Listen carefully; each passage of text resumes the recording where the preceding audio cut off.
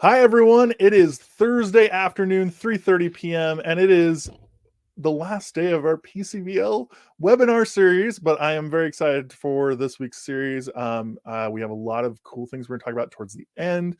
We have a great guest in Kayla Towner to talk a little bit about Microsoft and how it can connect to PCBL goals in our classroom.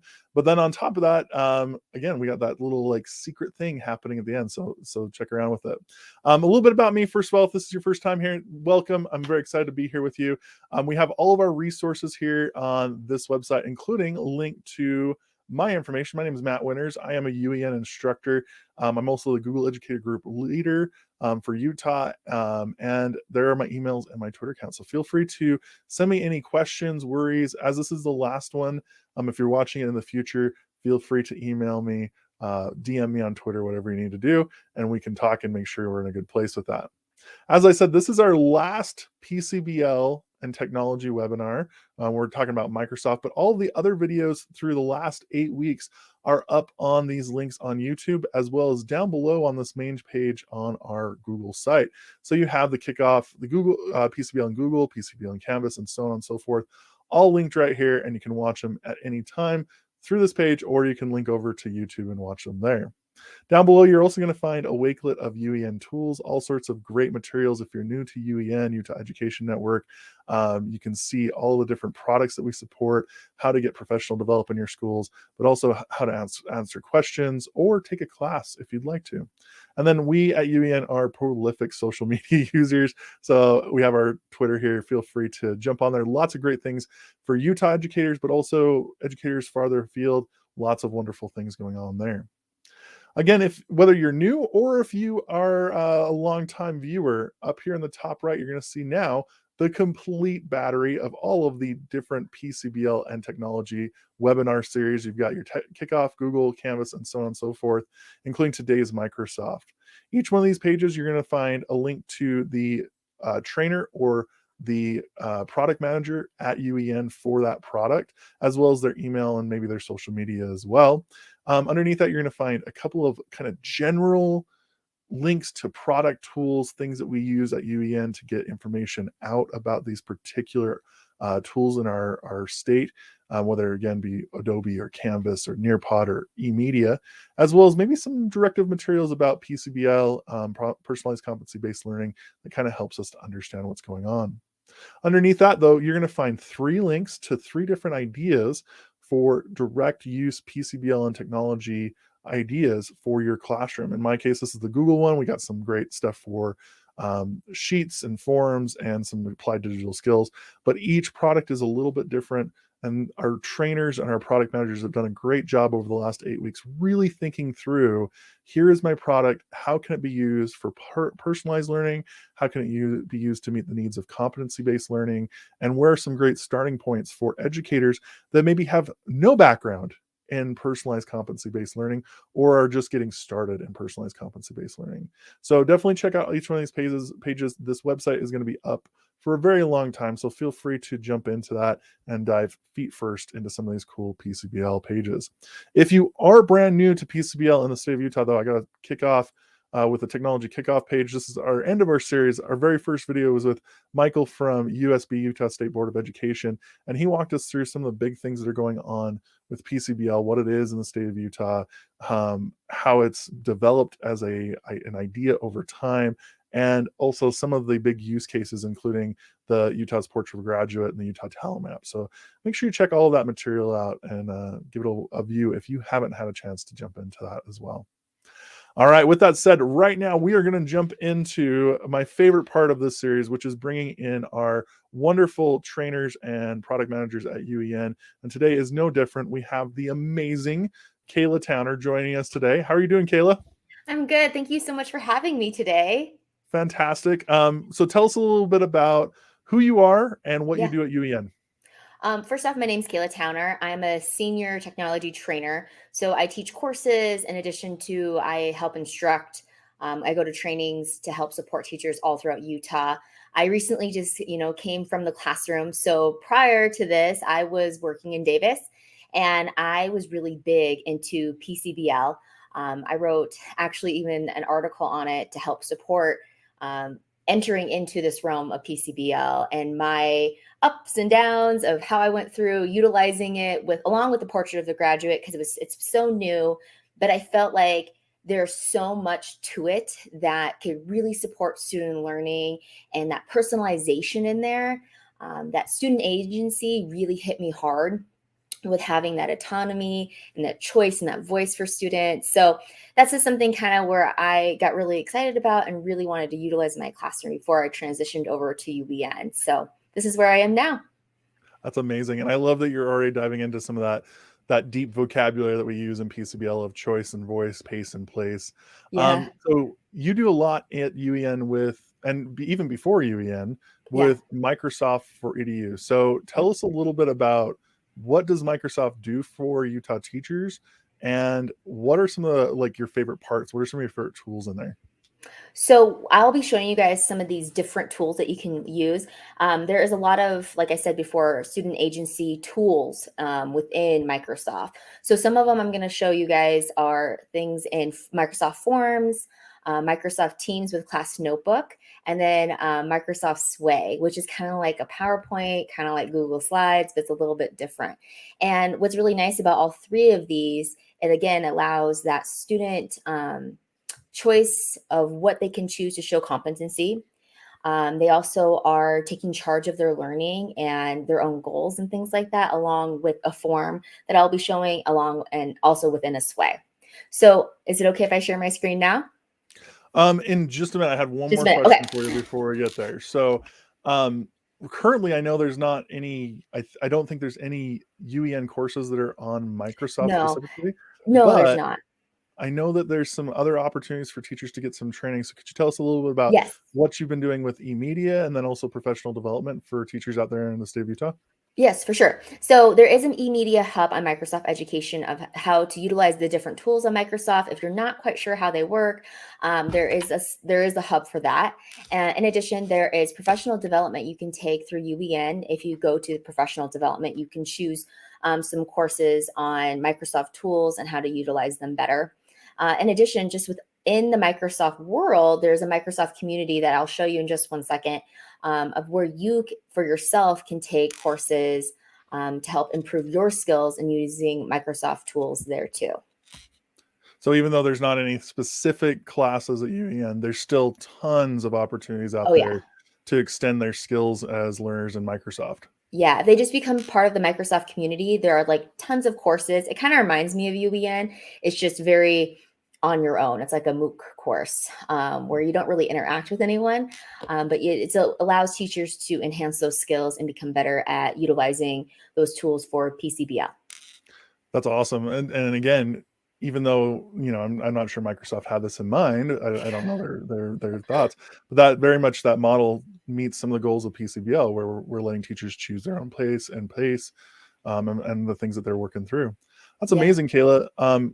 Let's jump over. Let's hear some things Yeah. that you have so many good ideas. I want to jump right into it. So some of the cool Okay. things that you're doing with PCBL that we can do in our classrooms.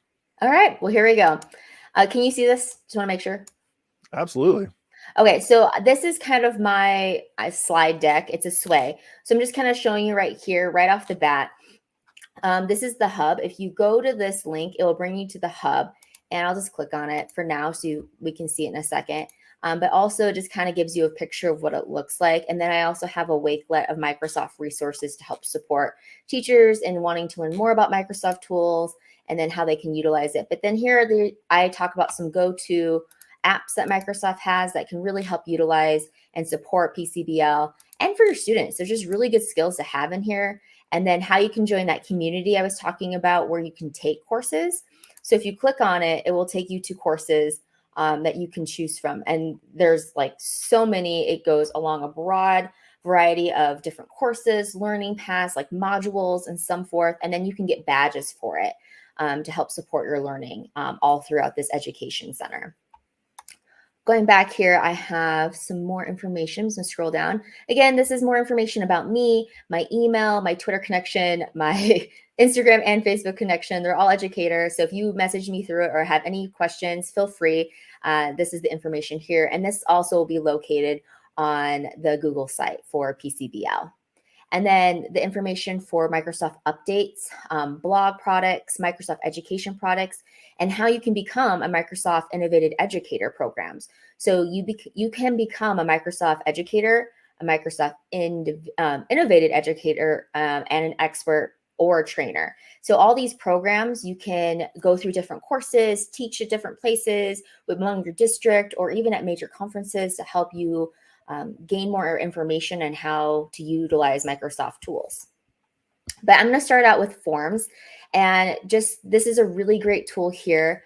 It's just talking about how you can create quizzes, surveys, and polls within forms within your district or company, and your students can do this too. And then you can transfer all that really great data into Excel to analyze for yourself or for your student to analyze. So here I've embedded a form that we'll go through, plus a link to the duplicate if you would like to take this template here and duplicate it if you have a Microsoft account, and then remix it however you want. So I'm just going to go show you this form. So right off the bat, it says my weekly goals. And this is something I would do with my students because I felt like I initially was telling them, these are your goals. This is what you should push for. Instead of the students taking it back towards themselves and being like, well, what do I want my goals to actually be? So as a teacher, I help support them in knowing, what is proficiency, what is competency, but for themselves to choose where they want for that goal. So right off the bat, they just let me know their name. If it's tied to the district will tie it to their name, but just as always a precaution, because you know how tech is, you think it's going to work and then it doesn't. And then you can have like 50 students all anonymous and you have no idea who they attach to. So I always make sure to have their name in there. And then what were your goals for this week? And they kind of look back at their prior week and see how they did, and they can make their new goals. Now, this is the thing that I love the most is that sometimes the kids didn't want their goal to be academic based. They wanted it to be more on social emotional. They wanted it to be more on extracurricular. Anything that's going to make them feel better about themselves helps them focus in school, helps them be more engaged in school. So this really helped make their goals their own. So they got to fill that out however they want. And then we talked about, did you understand the week's objectives or I can statements? Now, the reason why I have this here is I was an elementary school teacher. These are big. And I'm not quite sure in secondary if they were the same, but this is kind of something that we pushed hard on in elementary school and making sure that they understood the why when they're teaching. Kayla, just to ask a question really quick. Yeah. Because and to answer your question, yes, they were huge in secondary too. I had Okay. to put those on my board daily, if not weekly, to make sure that everyone was on the same page. With the students making their own goals, was that based around these I can statements, or did you kind of let them maybe go back and forth in the week's content to meet their needs as a learner? I kind of went back and forth with their own, their own content and meet their needs as a learner. I just had these objectives here just to show me, were they really understanding the content? But up here, this is why I made it a text box. I wanted them to choose whatever goal they wanted to. So I had some kids, honestly, that would really be hard on themselves if they didn't get every single 100% grade on their work. Or some kids would never get their work in. And one of their goals for some kids was I'm going to make sure I'm going to get every assignment turned in this week. That's my goal. And even if they did or did not understand the I can statements, this was really big for them because I wasn't telling them that their goal should be understanding this I can statement. It's still important, and I wanted it to be important for them and make sure that they understood it. But I wanted it to be their own choice of what they wanted. And I found that being huge for me and for my students because there was a lot of buy-in for that because they realized, oh, this teacher's not telling me what my goals need to be. I get to choose. At the same time, I'm still putting these I can statements in here so they also can reflect on did I actually understand the content? So did you ever have students just kind of digging into that a little deeper? Because I love it. And I think a lot of teachers will be interested. What do you mean? I was just going to dig into it. Did you have, how often did you have students who would put in what we would consider maybe blow off goals? I think initially when I first started it, they kind of did or they just made it more academic because they weren't quite sure what my expectation was. So maybe like the first couple of weeks they blew it off, but once they realized how powerful it was and how excited we were as a class, that whatever goal they chose and we celebrated it, if they would like to share, never forced to share, they realized how great this was and how they could track it throughout the school year and how they were just able to celebrate themselves. And I think at the same time, they also were like, I made that goal myself. And this is super exciting that not only am I happy about that I met that goal, but my teacher is too. And they didn't tell me what to choose. So again, it goes back to that student autonomy of like that independence of choice and how big choice can change your classroom. So I yeah. love that. Let's see what else is on your form. I'd love to see what else. So then, yeah. And so then I kind of tie these together. So if they say yes, it drops them down to here. If they say no or maybe, it would drop them down to here. But it just kind of talks about like if they selected yes, I want them to explain how they knew they mastered it. They have to kind of explain and provide examples for me. And I would model this for them so they could see, they get a kind of highlight themselves. And then we would share, we'd let some kids share, and then some kids I would ask if I could share for them if they didn't feel comfortable. And even kids that didn't understand or were sort of a maybe, the same idea of like, why didn't I understand? Because I'm sure if one kid didn't, other kids didn't either. So that kind of made it more of a classroom community of like, I didn't understand that. Or kids would be like, you know what? I didn't understand that either. But guess what I did? I went back and rewatched Mrs. T's videos, or I went back to my notes to understand that a bit better. So that was really helpful and having that. And then I also put an optional text box here of how I or another teacher could support that student to make them feel successful. If they didn't feel comfortable with me, maybe they felt comfortable with another teacher. And I wanted to always give them that option to find a way to feel comfortable. So that's kind of where we were there. So this was like a weekly example. I love that though, especially that last two parts where, well, how can a teacher support you? And then also you could share this with other colleagues, like other teachers. So it creates that bridge of everyone's working together to support the student, but then also you're mimicking the process of the vulnerability you're asking your students to be in, to share and like make a goal. You're asking them to say, hey, how can I do better? Right. What a cool way to do, especially in elementary. Oh yeah. And then I just create this one. I'll go through faster. This one is I created another version of it. I created sections in here, but if you wanted more like specific goals, you could still leave this like the name, what are your goals, like a blank statement. And so they could pick, but if some elementary teachers really want to know if they met that reading goal. So did you master the reading goal? And you can put that objective there and have them explain. Same thing with math, science, or whatever subject you have. So some teachers I know want that more. That is totally something you can do. So you can quickly see if they mastered it or not. But at the same time, at the end, I still would always ask them, how can I or another teacher support you? So I just kind of gave two versions here of that, depending on what teachers would like. It's absolutely amazing. And I love the specificity that you can get into, but also just how simple this is as a tool and as a measurement tool that helps both sides of PCBL, the personalized learning, but also the competency based. And it is an easy in for any teacher to jump into. Yeah, and it's really easy. Like I'll just quickly show you. If you just click down, you can just add new, and you can like do a choice version if you want, a text, and you can make it required, or you can add a longer answer to have them have students do that. You can do a rating where they rate something like 5 stars, or you can change the level or the symbol depending on how old your students are. So it's really pretty easy. If you've ever used Google, there's a lot of similarities in here. And then you can also do dates and make sections like I did, this section button here. Like, as you can see, I made one section for your first example and then the second example. If this was a real life forum, students would do both of them. So I wouldn't create sections unless you wanted them to go down in this space. But just for example, just to kind of show, it's really easy to make. It's incredible. So it looked like you had some other examples of things that we could Yep. do as well through like Sway and a few others. Yes. I'm gonna go into, let me just pull this in here. So I'm just gonna scroll down, sorry, we are going to go, before we hit sway, we're going to hit teams and class notebook. And this is a really great blended learning tool. And again, that idea of having a lot of student agency, choice, and voice with teams and with class notebook. I put a link to a weekly choice board here for teachers that don't have Microsoft. This is kind of the example of what it could look like.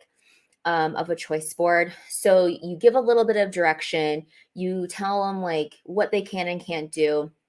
And then I also did optional ledger money.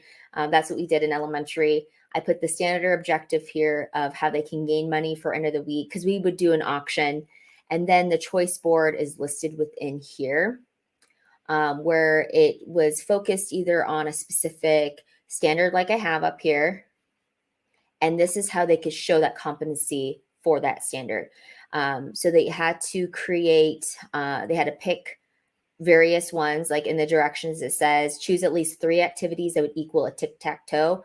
So I would explain to them a tic-tac-toe is like horizontal, vertical, or they could go diagonally. But since this isn't a Google Doc, it's kind of changing it. But this is what kind of would look like. And I'll show you now over in Teams. Bring this one over. So in Teams, you have a Teams name or a classroom. And as you can see, there's all these channels. So I put this in the Teams where the students can view the assignment. They can view it here in this channel called assignments to make it easy, or in the general channel for them. But we're just going to go back to assignments, and they can click that view assignment. And right here, they can see, if I go up here, sorry, student view, they can see the directions, they can see the due date, and it's tied to their class notebook. So the nice part about it is once I make this in a class notebook and click on it, it keeps them in class, or it keeps them in Teams if they wanted to stay here and not go to the class notebook, but they each have their own. So every student can manipulate this page as they want. They could draw over it, they could check mark it, or what like I'm having them do is they put their student responses in here. So for example, the choices I made were using Utah's Online Library and the Gale in context, where they had to choose an article and identify main idea key details. Now, I know some students of mine loved reading like informational text, anything about animals, but then I had a lot of students that weren't into that. They're more about based upon literature. So letting them have choice in there was huge. And then they would put their response in here to show me, you know, their evidence of main idea key details. Then I utilized this other program here to show that. They also had choice in different type of writing, going back and revising writing here, checking different, you know, spelling errors, transition citations, or whatever writing skill we went over that week. They could have the chance to always revamp their writing. So this was great for them, because some kids always felt like when they got done with writing, that's the end of it. That's their grade, but they always could do that. I had put some CNN 10 news, which is great. And they would use a Flipgrid link to talk about 1 minute auto reflection. Again, that same idea of the main idea, reading their own book, research, Wonderopolis. If you haven't heard of that, that's also another great Utah's Online Library resource of choosing an article and again, finding that main idea, and then narrating, and then a podcast that I'd link out to them that they could choose different podcasts to listen to and support them. So again, that student voice or that student choices was in here. And it was really exciting for them to just dig into where they thought they wanted. And then some kids did it all because it was so exciting. Plus, they got a little bit of extra money if they did 8 of them. So that was really exciting for a lot of students. So that's kind of the example. You can also create this within the class notebook, which I'll just bring over real quick. This is the notebook that I created in, and I put it into, if you're familiar with Teams class notebook, I put it in the content library. This is the choice board. And then once I send it in an assignment, it goes to every single student's individual class notebook into a certain folder. So like I said, they can go in, they can manipulate it, they can draw on here, they can marker it. So like some kids just love doing that. Being able to physically write on it was super fun for them. And for the most part, they did well with it. They didn't like just scribble everywhere, but it was nice for them to have that power of choice again. So there you go. Absolutely love it. I think the choice board makes a lot of sense and is fantastic for PCBL. But on top of that, how you set it up in Notebook to allow the students to complete it in the way that they wanted to. Yeah. It's just fantastic. That's really, really cool stuff. Oh yeah, it was super fun. So that's kind of there for that choice and voice. And then I will show you, hopefully I'm good on time, the last part of sway. You are great on time, Kayla. No I'm worries. great on time. Okay. So the last one here, and I just will talk a little bit about sway up here. This is just like an interactive, um, kind of a slide deck in some ways, but students can do reports, they can do portfolios, presentations here. And this is the example of the one I'm going to be showing you guys right now. And this is a sway template portfolio. So if you want to come back and copy this one, you can. I gave directions here on how to go about doing that. Plus, I also gave some pictures on what you need to click on to duplicate that sway. Hopefully it works. If not, feel free to email me and I can help you through this process. So we're going to go up here, and this is the portfolio that I created. We're just going to play it. And I, instead of doing it like a slide deck where it goes slide to slide, I did mine vertical scroll. So this is my son as an example. You could put in your own picture, introducing yourself, and the student would write that in there. Academic goals. My son's academic goals, like to read to or count to 100 because he's only 4. And then throughout this, the students would get to choose how they want to put their information in there. So sometimes they could write a text or embed a Google map. And like, these are all the elementary schools in Salt Lake because that's where I live. I would show them how to do that if they wanted to embed something, but still keep their privacy, making sure that they're following all those good protocols online, being good digital citizens. And then within September, showing them how they can add pictures and again, answer these different questions. And if they didn't like that question, I would be like so open to them changing it. But for those that are kind of not sure what to write, always having, I think, a template there to support those students, I think is really important. So they're not super intimidated. And then I show them how to create, like adding pictures, because nowadays kids are so into social media and picture taking, but also to show off their work. And then showing them how to add videos in there. They can embed videos to show some of the work they've done or things that they're proud of. Creating like different type of stackable pictures. But this just kind of goes through and like has them choose what they want to represent for themselves for that year and what they can be proud of and how they showed that competency throughout that entire year of a different type of subject. So this kind of goes through all of it. They can do audio also within here if they don't feel comfortable typing for those that struggle. They can do AR, or this is some AR embedding that they can do. My son's really into firefighter, so this is an option for them to add some of that in there. If they're into AR, again, more audio. You can embed a Microsoft Sway or a PowerPoint or Excel within this to add a little bit more to their content, and then so on and so forth. Again, more videos, more pictures, and then just kind of talking about themselves of what they accomplished and where they are now. And I find this being really exciting for the students, and then they have it and they can share it with their families and their friends. And it's a great way just to, again, having that choice of what they want to present to the world, I guess, or whoever they feel like needs to be saying this. Yeah, and I absolutely love this example because portfolios are one of those things that we haven't talked enough about in this series. But again, an easy in for a lot of teachers to have students build a whole group of resources and things that they've been working with in their class, put it all into one place, have the students organize it over time or at the end of the project. And here's a portfolio of what I've done, my growth as a learner, and here are all the things that I chose to put into this. Can be a really powerful tool from K all the way up till postgraduate. Oh yeah. And then this is the template that I created to help support. So like if teachers wanted this, I kind of just wrote what they could put in here and had preset materials in there. But again, I always get left it up to the student. If they wanted to change it, they just have to let me know. Again, giving them that extra choice on top of choice, I think is just like it gets a lot of buy-in, and students are more engaged and excited about doing things like this when they have that choice. Absolutely. That buy-in, that choice, that wonderful part of PCBL where everyone is able to make the decisions for what's best for their learning is fantastic. So Kayla, I just pulled your screen off there really quick. Okay. Yeah. I just wanted to let everyone know that if you're interested in finding Kayla's materials, it is at our go.uen.org/lowercase b uppercase W and the number 7. You can also find it on this site right here. All you have to go to is down to the Microsoft page. That's going to take you to all the wonderful stuff she showed us from Microsoft about taking classes and things like that, but also the Sway and all of the examples that she had in there. So thank you so much, Kayla. That was Yes. fantastic. Helped us to, I think that's a great kind of presentation for any part of this, but especially at the end to remind us of the simple things that we can do every day through choice boards, portfolios, forums to really jump in and get honed in on using PCBL in the classroom. Definitely. Awesome. Well, thank you, Kayla. Appreciate your time. Yeah, and thank you so much for having me. I hope everyone has a great day. Absolutely.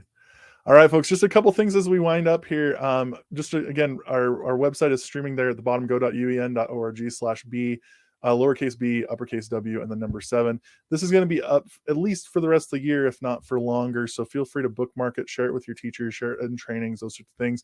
All the resources for all of the products that we've gone over, including the technology kickoff, are right here on these pages. You can just click on those links and you'll see all the trainers and all the materials that they put together for you.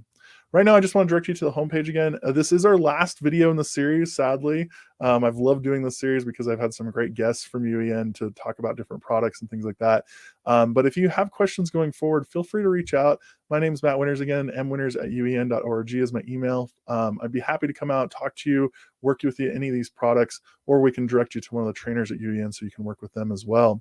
But I did promise really quickly that there is an awesome announcement at the end of this course, at the end of this series, which is, folks, to continue your learning post this series, there is a brand new Uen Mooc course, a massive open online course. It means you can take it at any point during the year and finish at any point in the year. So talk about PCBL right there, choice and voice. It's completely online, free for any teacher to take, and it will be posted by the end of May. We'll send out an email via CForm and a few other places. But I just want to show you the course. It's called Personalized Competency-Based Learning and Technology in the Classroom. The course is 6 modules, again, that you can complete at any time. It walks you through, to start off with, Utah's Portrait of a Graduate, the PCBL framework, how to work with the different parts of the PCBL framework, specifically learning agency, demonstrated competency and assessment, and customized supports.